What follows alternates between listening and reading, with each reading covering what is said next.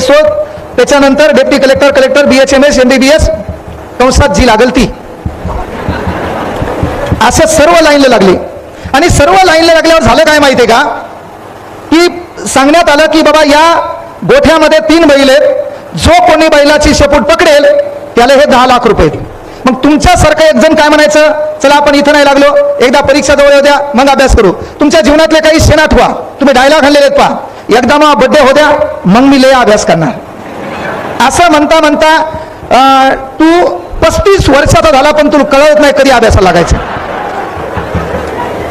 तो डायलॉग आणले, एकदा दिवाळी हो द्या मग अभ्यास पहा.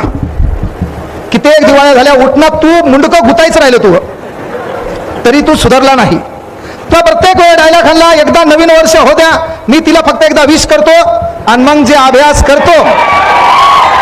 आणि तू एकट्यानं तिला विश केलं नाही, तिला अख्ख्या गावानं विश केलं. आणि तिनं बी प्रत्येकाला मेसेज पाठवला, same to you, same to you, same to you.